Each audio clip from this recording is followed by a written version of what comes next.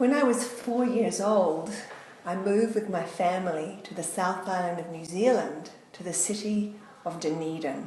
Dunedin is a city that sits on green valleys which are dotted with old wooden and brick houses.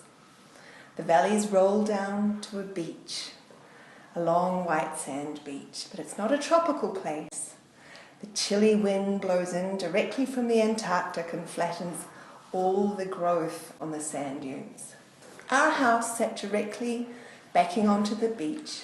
It wasn't well insulated, and to keep warm we wore scratchy home-knitted woolen sweaters and long woolen stockings.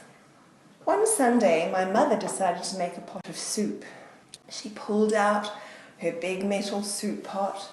It seemed so big to me I thought you could cook a bear in it. And she made a pot of tomato soup. At that time, my father was a medical student, and we didn't have a lot of money. The furniture in the house was old and rickety. The table that we used to eat at in the living room had long, spindly, rickety legs that wasn't very stable, and my mother was worried about putting the pot of soup on top of it in case it got bumped and sloshed and burned one of us. What she decided to do was put the pot under the table with strict instructions to us girls not to go anywhere near it. Well, we were usually pretty good at doing what we were told, but for some reason on this day we started playing a game of chase. 3 little girls round and round the living room, getting closer and closer to the table. All of a sudden, I tripped on my little sister's heel and fell sideways under the table into the pot of soup. Splash! Ow!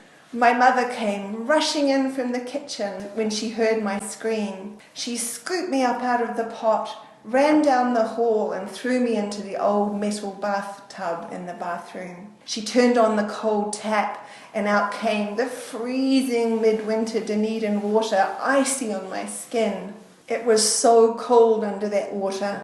I thrashed, twisted and tried to get away, but she held me still because that cold water was the medicine my burns needed. I'll never forget the look of anguish on her face when she realized how much pain she'd caused me by putting the soup pot under that table.